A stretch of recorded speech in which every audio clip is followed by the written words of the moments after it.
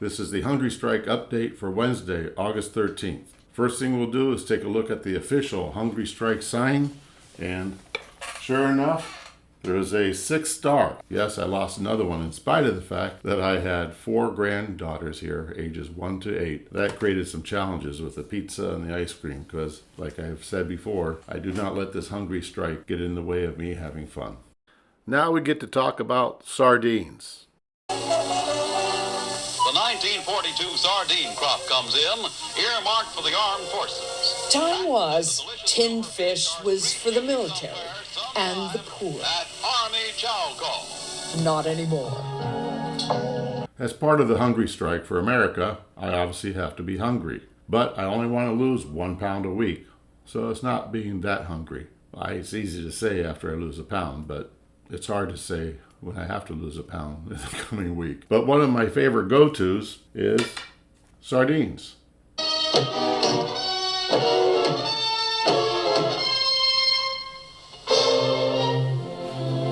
Not this codfish, and not these premium sardines, but they're pretty good.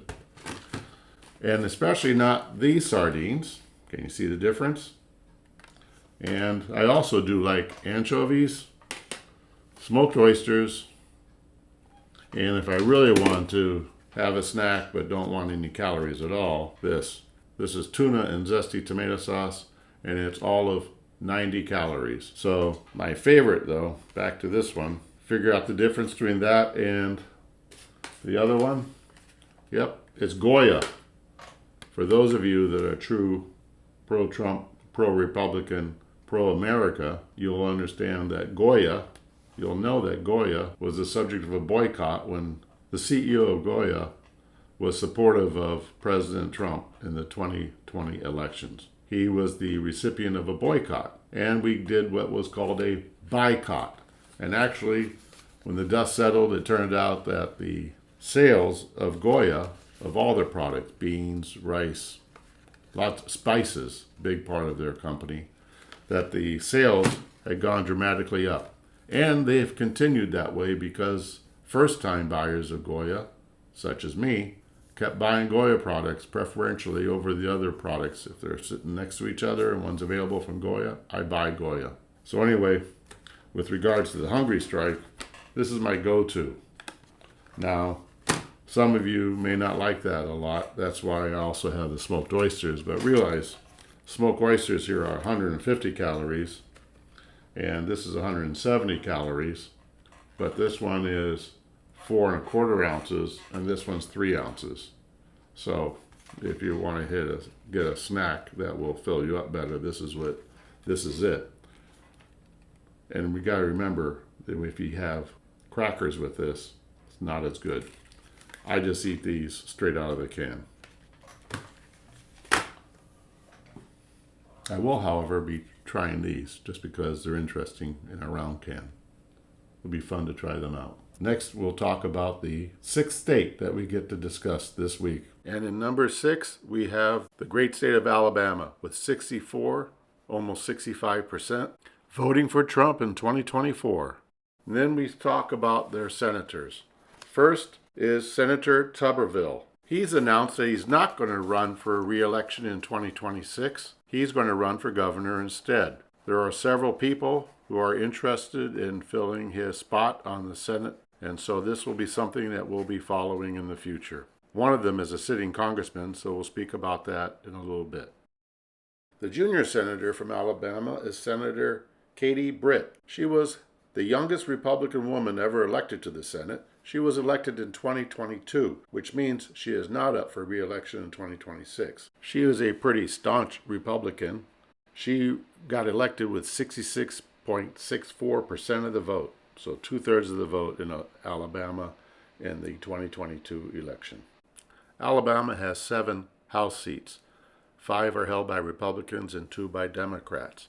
There's been a lot of recent history and older history with regard to redistricting in Alabama, so the result of 5 and 2 is where it's going to be staying. Now, the 2 that are shown on this picture for the 1st and 2nd districts, Congressman Moore is not going to be running for re-election because he's one of the people interested in the soon-to-be empty Senate seat. For the 2nd District, I'd like to point out that based upon my limited research, Congressman Figures appears to be somebody to me that is pretty decent and a good guy, and is probably the future of the Democrat Party if they are lucky and smart. And then here we have the 3rd, 4th, and 5th districts, which are all heavily Republican. In fact, the 4th district at plus 33 apparently is the heaviest weighted pro-Republican House district in the country. All three, I think, are running for re-election next year. They'll be guaranteed to have success. In the 6th district, Congressman Palmer will also probably be running, as far as I know, and he'll also be successful. The 7th district is basically, in my mind, the exact opposite of what I said about Congressman Figures. Congressman Terry Sewell, based upon my not extensive research, but what was available easily, indicates to me that she is exactly what is wrong with the Democrat Party. And besides the 6th state, what else are we going to talk about this week? Well, of course, redistricting. However, there's a twist on it with regards to all the different states that are possibly going to be redistricting. There's a lot of confusion on that one, as well as a few video clips to entertain us with, but not that much because it's not that complicated. And we're going to be talking about Beto O'Rourke again. Yep, like a bad penny. Keeps coming back. And we're going to be talking sardines. And what do sardines have to do with the hunger strike for America or the election in 2026? A lot. Let's get on with this wonderful day. How does this end? The way it always does, and that is the Democrats always come back, and it's going to end with these maps being passed. And, you know, what I'm thinking now is that if they don't start showing up, I may start expanding it. We may make it 6 or 7 or 8 new seats we're going to be adding on the Republican side. Midterms are supposed to be, pretty tough for the party in power. But right now it's, upsetting the apple cart. And the audience can see a map of the states we just name checked. And if I looked at the reporting on this today, which I did, the estimates are if you take all those red states and redraw the maps, you could get to maybe 12 plus R. If you look at those Democratic states, you get to plus 8. So maybe that's 4, a net gain of 4 for Republicans. If there's a wave, that's not going to hold back the wave. But if it's close, who knows? States are looking to join the push for redistricting, including Florida. For more, I'm joined by Florida Congressman and House Science, Space, and Technology Committee member Mike Herodopoulos. Congressman, welcome. Great to see you, Mike. Big picture, what's your take on redistricting at this stage? Well, I think these are real opportunities for Republicans to recognize where the voters are. And the state of Illinois, as you know, Donald Trump took 44% of the vote, yet Democrats control 17 out of 20 seats, 85%. In Massachusetts, they control all 9. In California, you've seen those malapportioned seats. They tried to do it in New York. It's politics. And the Democrats historically been better at it than the Republicans. And Republicans just say, you know what? If you're going to play that game, we're going to play that game. And we're going to make it where the seats are truly representative of the state they live in. Now, here is a photograph of 5 Democrat governors that was just taken in Kansas at a meeting of the Democrat Governors Association, of which I think these were the only 5 that showed up. Something very important came out of this meeting with regard to redistricting. First of all, the 5 governors represented from Minnesota, Rhode Island, Kansas, Wisconsin, and Kentucky all stated that they were not going to be redistricting. In fact, and here's the important part, Governor Kelly, who was the chairman of this gathering, stated as a joke, apparently, that she could do mid-decade redistricting. But here is the quote, "But what would I do? I'd just give them another Republican." Bingo. If the Democratic states do redistricting, since they've done it so much already, they've gerrymandered the heck out of their states for the most part, the result might be that there be some Republican wins in places that they weren't expecting. So I don't think there's going to be a lot of redistricting in the Democrat states. All right, well, let's talk about the great state of Florida. Well, I think Florida has an opportunity to look at these seats once again and make sure it again represents where the state is truly at. If we want to be aggressive, you can look at states like Illinois and do it that way. But I think we do it in a fair way. We actually keep counties and cities together. We do it the right way. And in our state, we want to be more transparent. In Illinois, they go to the back room and do it behind closed doors. In Florida, we have town hall meetings. We give people the opportunity to participate in the process. That's why Florida, whatever they do, will do it in a more transparent, in the sunshine. Last week, Paxton filed suit alleging Beto O'Rourke and his group, Powered by People, allegedly were collecting money under misleading pretenses to support the walkout of Texas Democrats. By leaving, the Democrats broke the quorum needed to hold the vote, effectively stalling the legislation. Judge Megan Fahey sided with Paxton and issued a temporary restraining order, temporarily halting O'Rourke and Powered by People from raising money.